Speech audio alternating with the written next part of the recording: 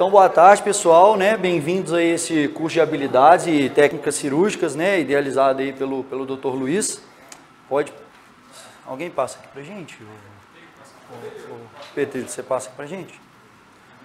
Então, para quem chegou aí depois, né? Meu nome é Fernando Gozende, eu sou ortopedista, né? Especializado em cirurgia de coluna, faço parte aí, né, da equipe do Mater Dei.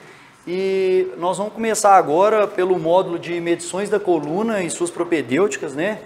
A gente vai estar dividindo esse módulo em 3 temas, tá? Então, vamos lá, passa aí pra gente, Petri. Então, o primeiro tema que a gente vai abordar aí são as fraturas histórico-lombares. Então, um pouquinho de epidemiologia para vocês. A maioria dessas fraturas elas estão na transição tórico-lombar, né? Normalmente em T12 e L1, sendo então 2/3 do caso, né?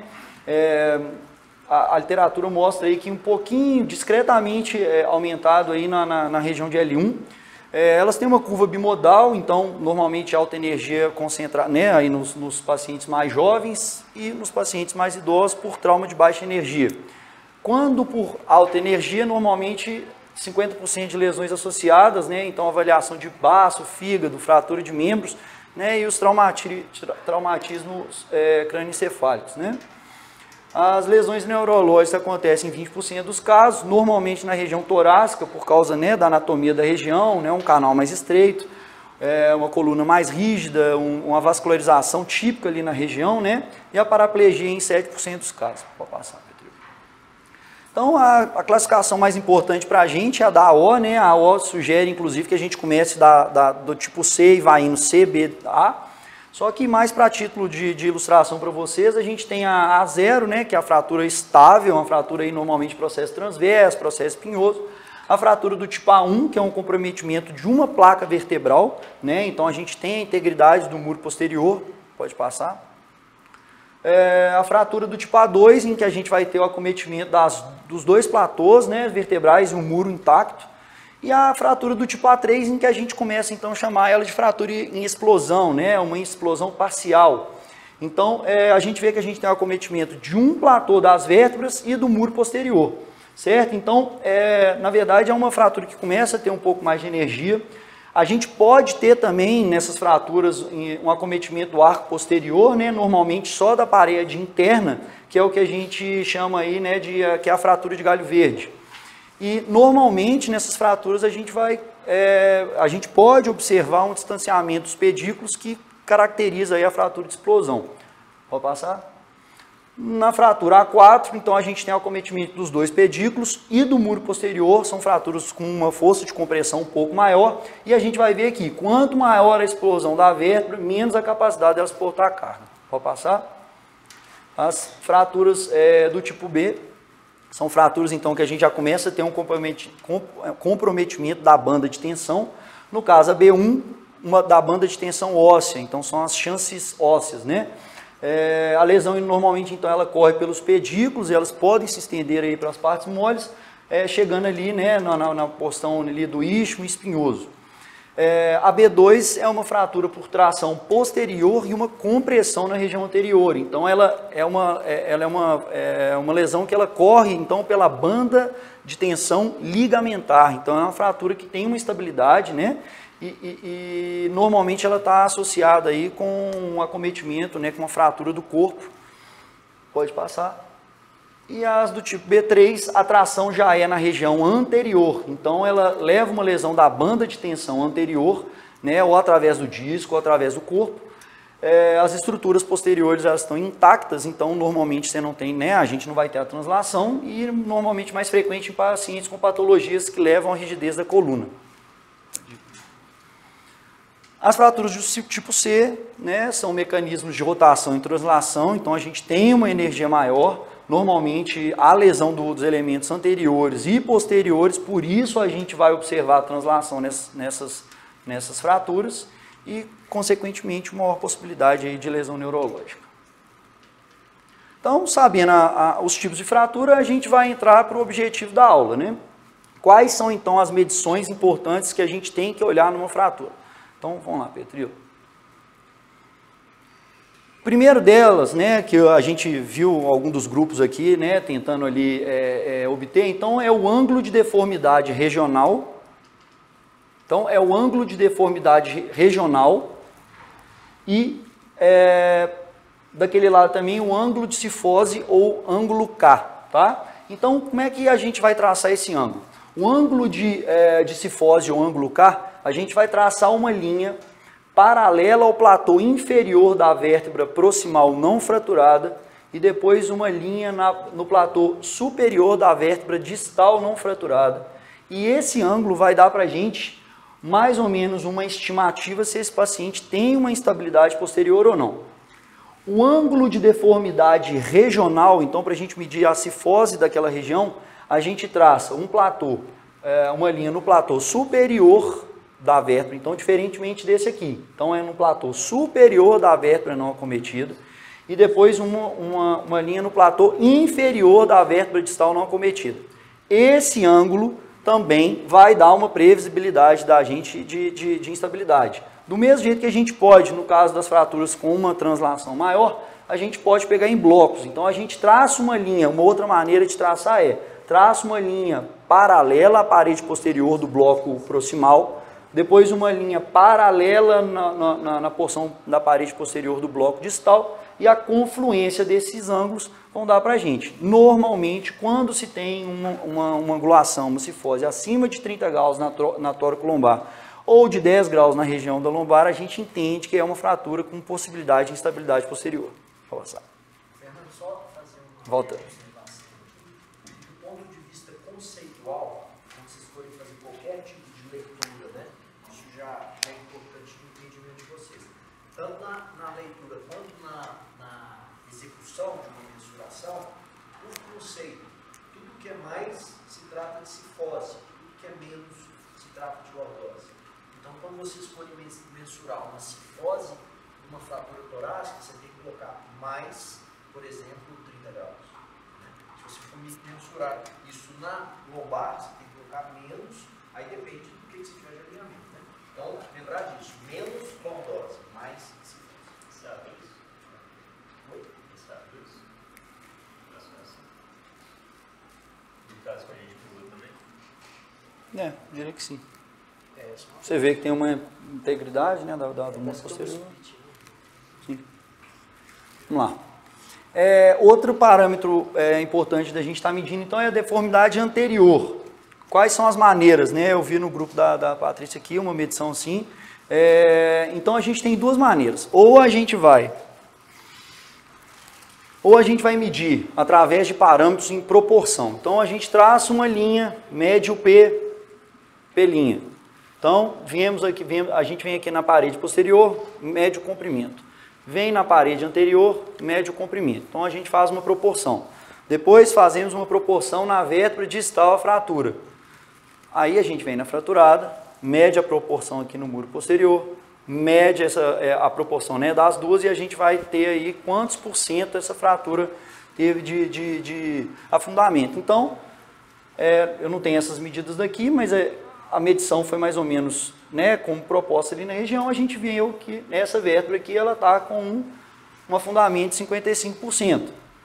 Uma outra maneira é através do ângulo W, né, ou ângulo de wedge. A gente traça linhas paralelas ao platô superior dessa vértebra, ao platô inferior dessa vértebra, e aí, obviamente, né, esse ângulo aqui vai ser, a gente vai mensurar ele com um goniômetro. E o que a gente entende é que, quando acima de 50% de acometimento, sugere instabilidade posterior. Pode ir. Outro parâmetro importante nas radiografias em AP, o distanciamento dos pedículos. Então, a gente vê aqui, um pedículo vamos falar que tem a distância aqui de 2 centímetros. 2 centímetros. E aí, nessa vértebra, a gente pega aqui 3 centímetros, a gente viu que tem um aumento, né, de cerca de 50% aí de crescimento do distanciamento. E o distanciamento entre pedículos sugere para a gente aí uma fratura de explosão. Se é uma explosão completa ou incompleta, a gente vai depender aí das radiografias em perfil. Pode passar. A distância entre os espinhosos também é uma medida, né, uma medida importante. Ela mostra aí uma possível abertura posterior, né? Então uma falha da banda de tensão posterior. Então é um outro parâmetro importante para a gente estar avaliando. Outro parâmetro é a translação. Então, a gente traça uma linha na parede posterior da vértebra do bloco proximal, paralela à parede posterior do bloco distal. Então, essa translação, quando acima de 2,5 milímetros, também sugere para a gente uma instabilidade. Pode ir? E um último parâmetro, né, que a gente vê na literatura que eles consideram como um parâmetro também muito importante, é o acometimento do canal medular. Então, a gente vem na vértebra proximal, mede esse comprimento, vem na vértebra distal, mede esse comprimento, faz uma regra, né, uma regra de 2 e a gente vai acabar vendo aí qual é o comprometimento. Então, por exemplo, nesse caso tem um acometimento de mais de 40%, né, do canal medular. Então, pode sugerir a gente aí uma necessidade de uma intervenção cirúrgica, de um déficit, né, talvez um déficit aumentado aí, talvez ajudar a gente aí na abordagem ou conservadora, ou, né, ou cirúrgico, ou até assim, a necessidade de descomprimir o canal, ou vamos só fixar, né? Pode passar, Pedro. Então, o que define para a gente o conceito de estabilidade? Né? Foi definido como, então, por Whitesides, como uma coluna estável é aquela capaz de suportar a força de compressão anterior e a força de tensão posterior realizada, né, pela banda de tensão, como também as forças rotacionais na posição ereta.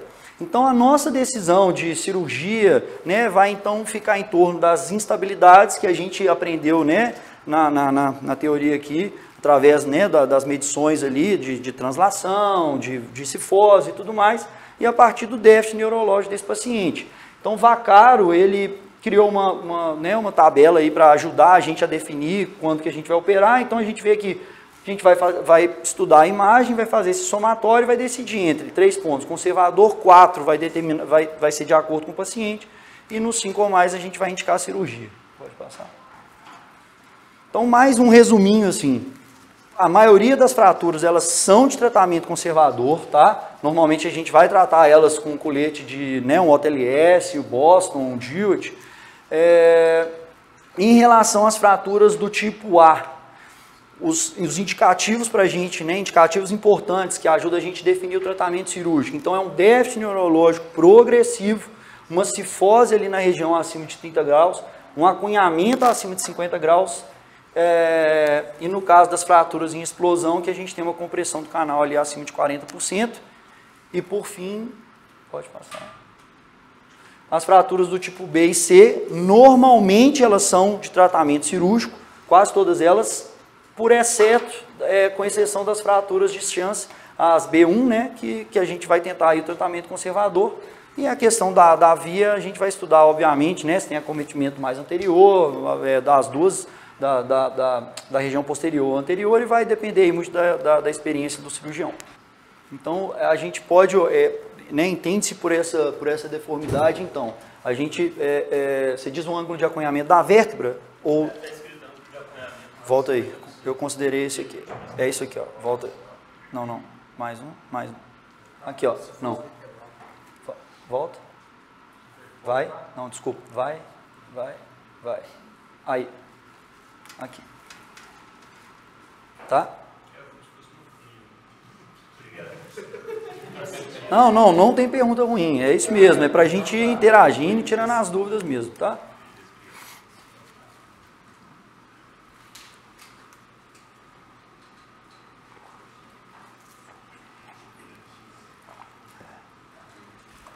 Então, o próximo tema que a gente vai abordar é a cifose de Schwermann, né? Então, a gente escolheu esse tema também porque é um tema que pode cair na prova, né? Obviamente, eles não vão perguntar coisas complexas, mas pode estar ali para vocês medirem, né? Para eles verem vocês trabalhando com goniômetro. Então, pode passar.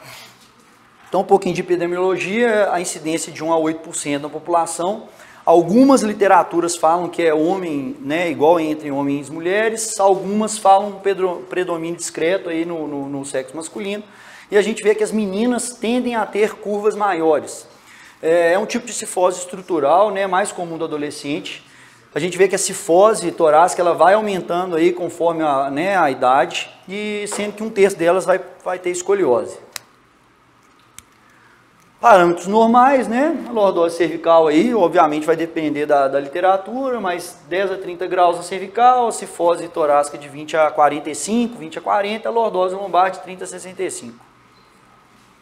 Então, o que que eu peguei aqui, né, 3 literaturas, o que é considerado uma hipercifose? Então, o Campbell, que é uma literatura que a gente, né, que a gente usa mais, talvez, fala aí de mais de 50%, 50 graus, desculpa, quando entre T1 e T12. Já em T5 e T12, obviamente, né, assim, a gente vai ver que nas radiografias nem sempre a gente consegue ver a vértebra de T1 ou de T2, enfim. Então, às vezes, T5 é mais fácil de olhar, a gente vai lá, 35 graus é considerado uma hipercifose. Pode passar.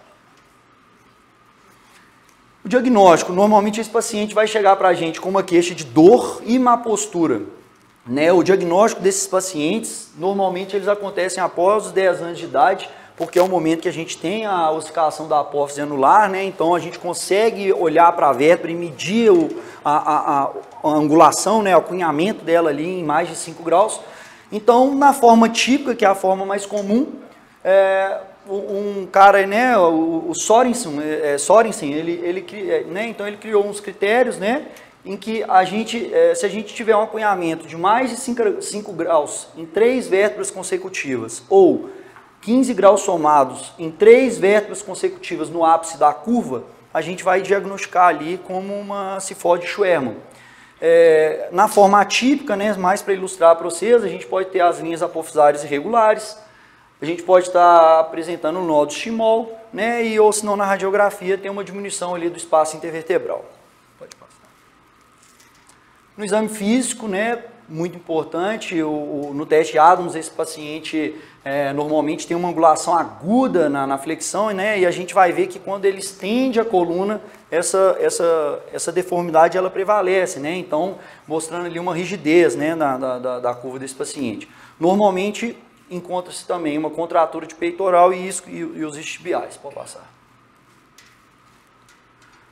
Importantíssimo, normalmente 33% desses pacientes eles têm uma escoliose associada com uma progressão menor e, no caso de dor, avaliar 30% a 50% de ocorrência aí da espondilólise, né, que ocorre principalmente pelo aumento da lordose que esses pacientes têm para compensar a cifose torácica. Pode passar. Então, vamos lá, voltamos para o nosso ângulo de Cobb, né? Eu acho que talvez vai ser um ângulo que a gente, né, a medição que a gente mais vai trabalhar aqui no curso. Só fazer uma observação sobre uma questão que vale a pena vocês terem uma atenção a mais, né, no momento da prova, tanto na prática quanto de habilidades, né, no sucessão de casos. Às vezes a prova te mostra lá uma radiografia com uma escoliose leve, mas na verdade a doença de base e que é o relevante é o Scheuermann. Então por que isso chama a minha atenção? Porque no Scheuermann você está vendo uma acentuação dentro de uma curva que é fisiológica, ela vai estar acima do normal. Na escoliose não, todo mundo sabe que a coluna tem que ser retinha, teoricamente até 10 graus é considerado normalidade. Então uma escoliose chama mais atenção do que a cifose, a não ser que seja uma cifose muito exuberante, como alguns casos que ele mostrou.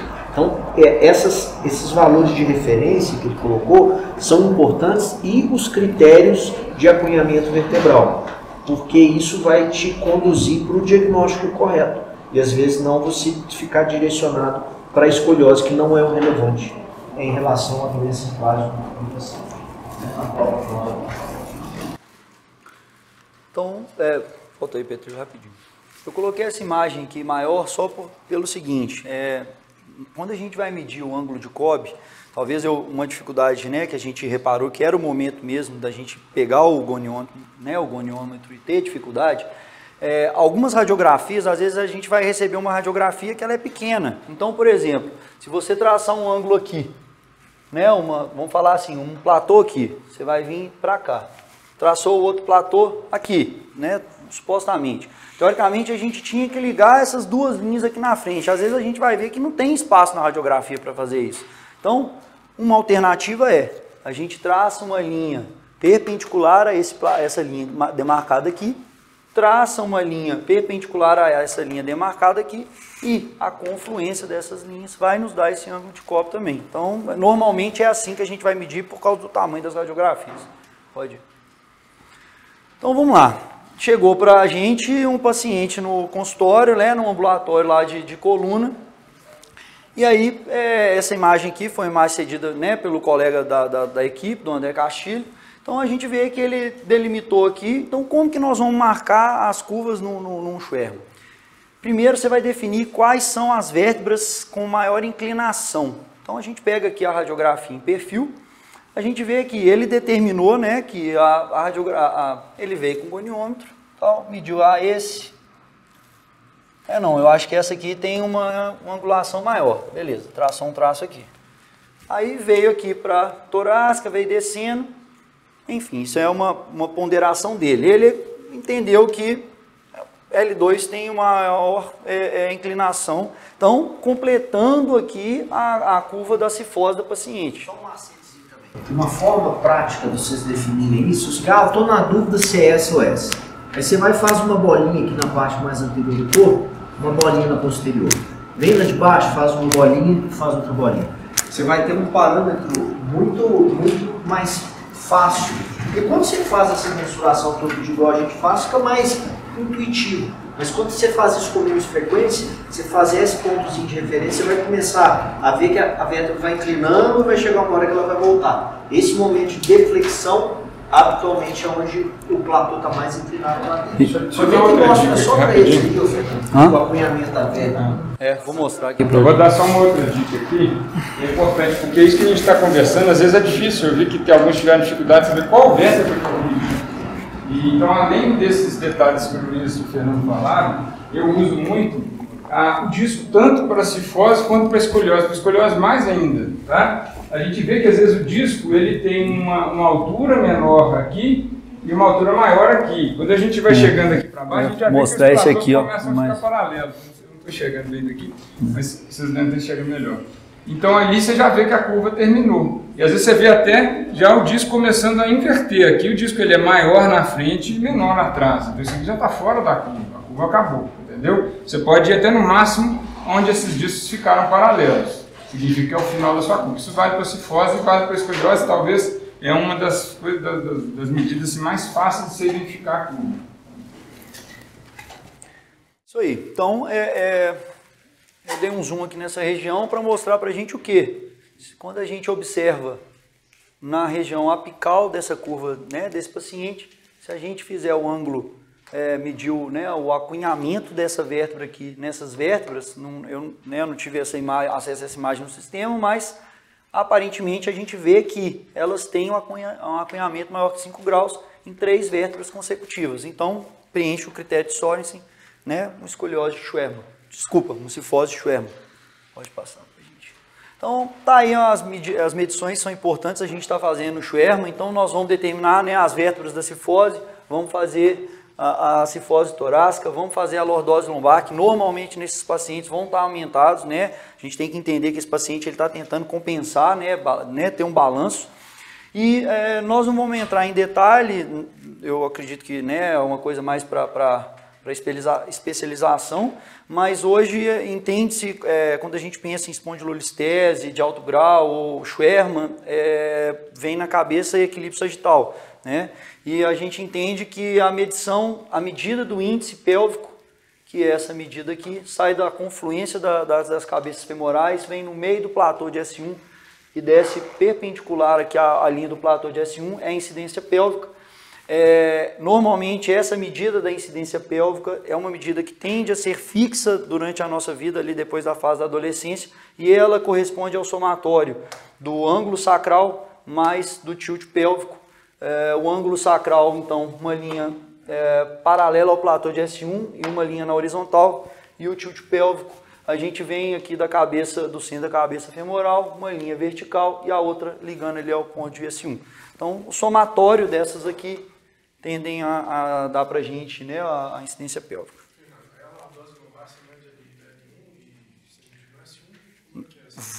Volta na outra imagem. Isso não é uma regra, tá? Por quê? os pacientes, você vê que, por exemplo, o colega aqui considerou que a cifose desse paciente, que a curva dele vinha até aqui embaixo. Então, você vai fazer a medição da curva lordótica. Então, na hora que você, por exemplo, na minha percepção, aqui, nesse espaço entre 1 e 2, ele começa a abrir aqui na porção anterior do corpo. Então, eu consideraria essa vértebra aqui como o início da lordose. Mas, assim, isso é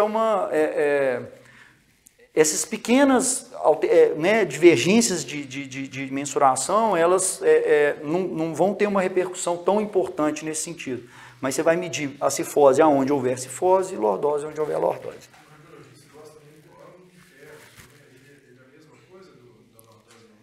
Passa um pouquinho para a gente, nós vamos falar dele ali já. Passa mais um. Então, outro parâmetro que a gente colocou aqui, que é importante estar medindo, o Risser, né? O Risser, então, é o fechamento da apófise aqui da cricilíaca. Quanto mais ossificado, mais maturidade esquelética esse paciente tem. A gente vê aqui 3, Risser 3, 4 ou 5, quando a gente não vê mais essa linha de ossificação, normalmente esse paciente tem uma tendência a desenvolver menos a curva, né? Pode passar. Então, o resultado aqui daquele caso, né, que a gente mostrou, por que então, a mesma medição, o que essa linha aqui representa? Então, a gente pega a região posterior de S1 e traça uma linha vertical. A primeira vértebra que essa linha cruzar vai ser a vértebra estável sagital. Então, o colega traçou essa linha cortou L3, você viu que ele fixou de L3, através de uma fixação de baixa densidade, teve uma correção excelente da curva. A gente tenta não corrigir, né, mais ali de 50%, por volta, né, de 50%, para não ter perigo de perder essa fixação, mas um resultado excelente. Não só por isso, né, a gente tem que entender que com o osso a gente faz o que a gente quiser. A gente pode alongar, a gente está alongando. Mas lembra que a medula, a irrigação vascular daquela medula, cresceu dessa maneira. Então eu posso corrigir o osso, mas aquilo não pode ser tracionado. Você responde lá? Mais de 50% dessa curva, normalmente a gente também coloca em risco a medula, seja por suprimento vascular, seja por distensão da própria estrutura. Você me explica de novo a vértebra sagital? Então, a gente vai traçar uma linha, aqui não está dando para ver. Volta duas imagens, PT. Então, aqui, ó. A gente tiraria uma linha daqui, trataria uma linha vertical, tá? Volta mais um. Vamos ver se a imagem fica melhor. Posterior de S1, então. Isso, tá? Vai para frente. Aonde ele traçou mesmo. Então, aqui, essa linha, quando a primeira vértebra que ela pegar ali na curva lombar, vai ser a decisão aonde a gente vai decidir por fixar. Porque ela pega ali um pouco embaixo também. Aqui? Não, mas você vê que ela cruza essa vértebra, como se ela bissectasse essa vértebra. Tá? Pode passar. Então, né, é sempre o ângulo de Cobb mostrando para a gente aqui a diferença, por exemplo, das cifoses. Pode passar. Então, cifoses de raio longo, né, a gente tem a cifose postural, que, né, é muito comum no adolescente. O Schwermann, que é a nossa aula aqui, por exemplo, a espondilite anquilosante e a cifose senil. Enquanto as de raio curto, a gente vê, por exemplo, pacientes com neurofibromatose, né, são curvas bem complexas, né, para correção, na tuberculose óssea e em pacientes com cifose congênita, por exemplo. Mais um resuminho de tratamento, curvas com menos de 50 graus, a gente opta aí pela observação, né? A grande maioria. Pacientes entre 50 e 75 graus, a gente usa, né? A gente vai utilizar as órteses. E o tratamento cirúrgico, quando curvas aí acima de 75, 80 graus, né? A gente vê que essas curvas elas têm uma tendência de ser progressiva e daí causam um acometimento da respiração, né? Da capacidade respiratória. E aqui em relação àquela questão, né, que você perguntou, a vértebra estável sagital. Primeira vértebra lombar tocada pela linha sacral posterior vertical. Não, beleza, ela resvala ali naquela outra, mas não, né, aquilo ali é uma opção do cirurgião em ver que aquela vértebra ali é suficiente. Quanto menos a gente descer na coluna desse paciente, menos rígida a lombar dele vai ficar, então mais interessante. Tá? Pode passar. E pode passar mais uma. Então a última nós vamos discutir aquilo ali na radiografia, tá? Então o último tema aqui que a gente vai abordar, pode ir. É escoliose idiopática, então assim, é um tema fortíssimo, né, para o próprio Marcelo falou, né, da prova dele de habilidades, caiu para ele na prova de habilidades. Então o que é a escoliose, né? A escoliose idiopática, ela é uma escoliose estrutural com uma deformidade tridimensional da vértebra. Então no plano coronal a gente tem a escoliose, no plano sagital a gente tem a retificação da cifose, quer dizer, normalmente a maioria das escolioses elas são hipocifóticas. E no plano axial, a rotação. Pode passar. Em termos de epidemiologia, 60% a 80% de todas as escolioses, as escolioses idiopáticas, elas correspondem a 60% a 80% das escolioses estruturais, normalmente mais predominante aí no sexo feminino, de 6:1, uma curva torácica simples, com a convexidade para a direita, e quando abaixo dos 4 anos, a gente vê que normalmente é mais em meninos, com a curva com a convexidade para a esquerda. A do adolescente corresponde aí à grande maioria, a escoliose juvenil cerca de 10,5% e a infantil aí 0,5%, mais rara. Normalmente a queixa que o paciente apresenta para a gente é de deformidade só, porque elas normalmente não causam dor, não causam fadiga, não causam desconforto. E quando dor, a gente tem que estar investigando aí espondilólise, espondilolistese, hérnia, tumor intracanal, entre outros parâmetros. A avaliação da flexibilidade é sempre importante para a gente estar avaliando aí, né, se esse paciente pode ser tratado bem com colete, se ele vai responder bem ao colete, se não vai responder. Depois nas radiografias vai ser interessante para a gente estar determinando qual curva que a gente vai incluir na fixação, quais não serão incluídos. E o exame físico, né? Talvez aí o reflexo cutâneo, os dois que a gente talvez mais use, né? O reflexo cutâneo abdominal, ele pode ser, ele é colocado na literatura como o primeiro reflexo a alterar, e o reflexo de Babinski também pode indicar aí uma alteração intracanal. Então, voltando no objetivo da nossa aula, que são as medições. Então, o escoliômetro, ele é um teste, né? Ele é uma medida interessante para a gente, no sentido que ele dá para a gente uma projeção da deformidade, né? E ele serve também como método de triagem. A gente vai ver que nesses pacientes com as curvas estruturadas, a giba, né, a gibosidade, ela não corrige, enquanto nas não estruturadas, por exemplo, a postural, histeria, irritação radicular, espaço muscular, essa curva ela vai, né, a gente vai ter a correção daquela gibosidade. A linha de Prumo, outra medida interessante, né, na avaliação, para a gente avaliar, diferenciar os pacientes compensados. Então, né, a gente pega literalmente a linha de Prumo mesmo, né, na porção ali do espinhoso C7, e vamos olhar qual que é a distância que ela está ali da prega glútea ou do centro da pelve desse paciente, para a gente ter uma noção da questão da compensação desse paciente. Vai. Sinal de Risser, mais uma vez. Risser, né, normalmente começam aí nas meninas aos 11 anos, nos meninos um pouquinho, 2 anos mais tarde, e ele vai dar esse parâmetro para a gente também. Então, por exemplo, um paciente com Risser 3, Risser 4, a gente vê que ele tem uma probabilidade aí de 10% de progressão, enquanto o paciente com Risser 2, ele tem uma imaturidade esquelética muito grande. Pode passar mais um? Então, daí a gente vê aqui então a curva, né, o pico de crescimento dessa criança e o parâmetro mais fiel de que sim, não, essa menina ou esse menino está no pico de crescimento dele. Quando a gente tem o fechamento da cartilagem trirradiada. Depois disso, a gente vai acompanhar ele, né, através do Risser, eu acho que é um parâmetro mais fácil, já mostrando, né, a menina, a menarca da menina também é um parâmetro importante. Então, a menina menstruou, a gente sabe que provavelmente o pico de crescimento dela foi há 2 anos atrás. Então, assim, ela vai crescer um pouco menos agora. Pode ir. Então, vamos lá. Voltamos para o ângulo de cobre. Então, aquela questão que eu tinha falado para vocês. A gente não tem espaço aqui para continuar com as linhas até lá na frente. Perpendicular aqui, perpendicular aqui. Esse ângulo de cá é o ângulo da nossa curva. Como que nós vamos, agora parâmetros importantes que a gente vai treinar já aqui na prática.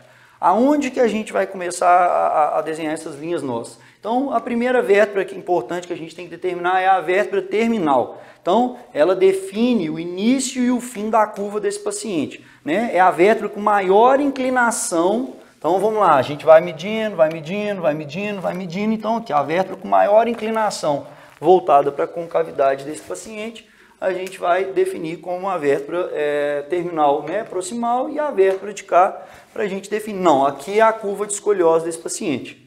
Quer falar alguma coisa? Vou mostrar, só exemplificar aquilo que eu falei aqui, ficou bem nítido. Ó. Olha como é que a gente repara o disco, aqui a gente vê nitidamente o disco está aberto, aqui o disco está aberto aqui. Então, assim, às vezes na hora da prova é muito fácil você, claro que você vai fazer as mensurações, mas é muito fácil identificar onde que termina o disco aqui e olha o disco aqui, são opostos.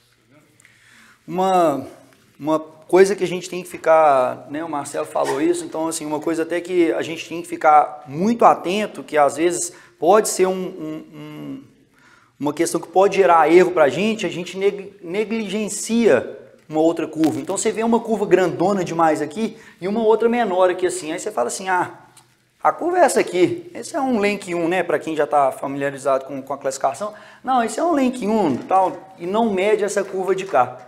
Aí, o que acontece? Esse paciente aqui tem uma curva de 45 graus, mas altamente rígida. Na hora que ele faz a inclinação, a curva não corrige para baixo de 25, curva estruturada. Você vai lá e classifica esse paciente. E, assim, não só o problema da classificação da prova, mas para o dia a dia que você vai deixar de fixar uma curva que é uma curva rígida.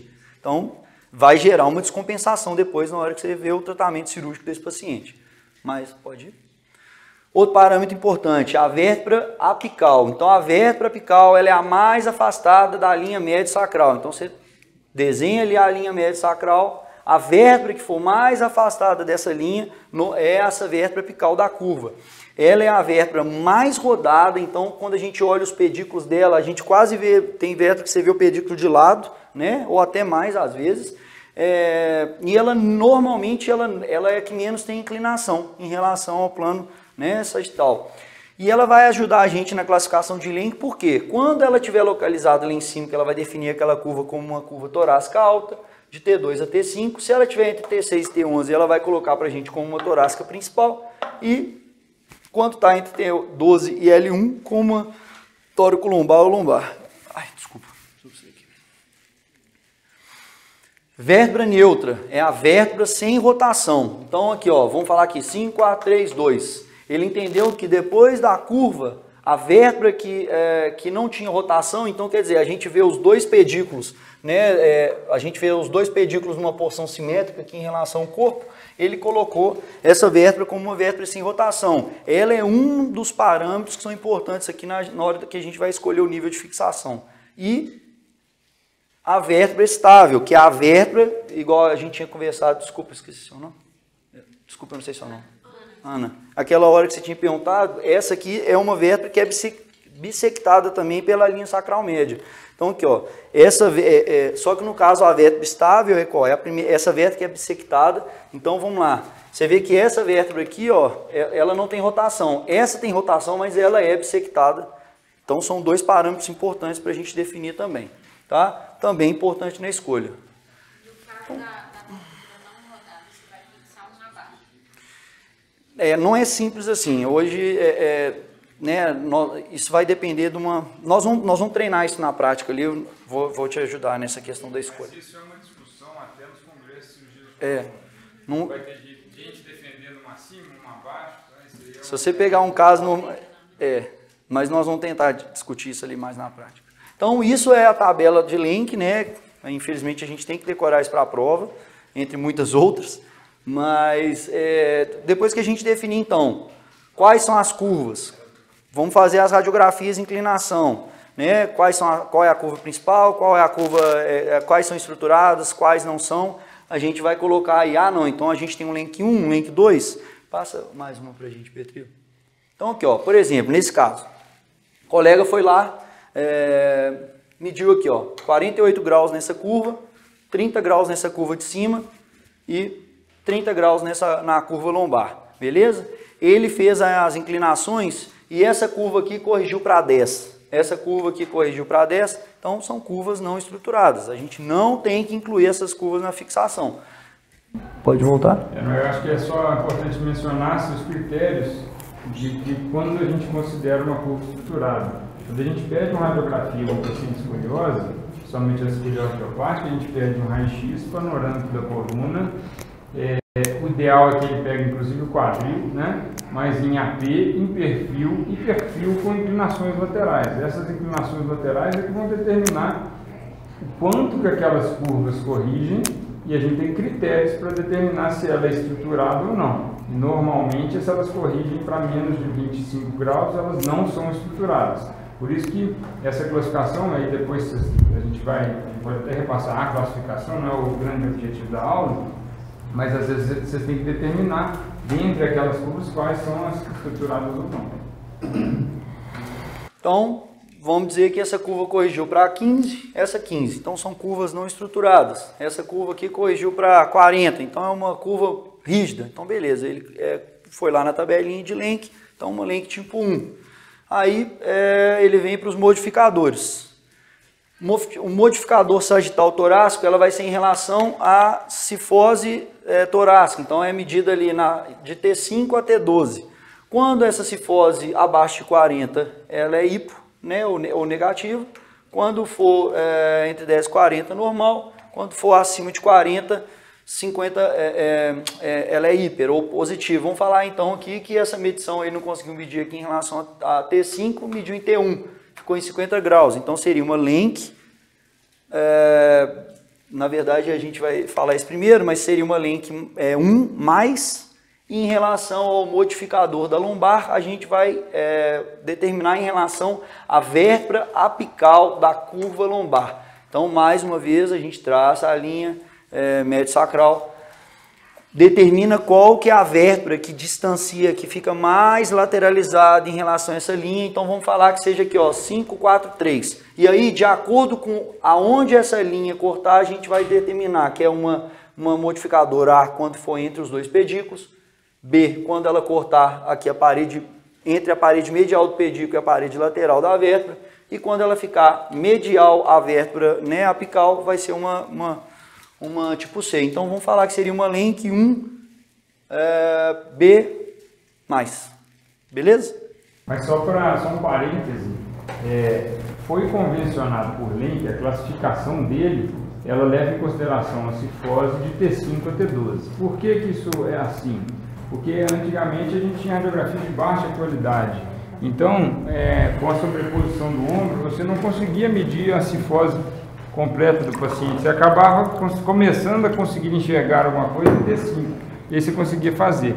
Por isso que isso é convencionado. Claro que hoje em dia a gente tem radiografias digitais, a gente consegue fazer igual está nesse caso aí, a mensuração da cifose como um todo, né? Mas para efeito de classificação, é convencionado daquela maneira, da classificação de Lenk especificamente. Né? E parece até que é uma hipocifose, né?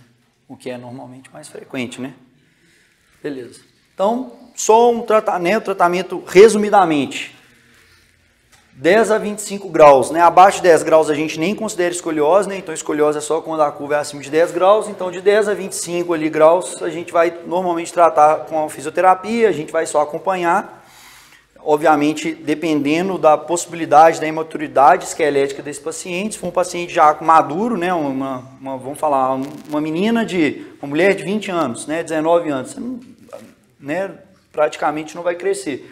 Pacientes acima de 25 graus, com imaturidade esquelética, a gente vai abordar com colete e no caso de 45, 50 graus, a gente já tende a ir para a cirurgia. Isso aí. Obrigado.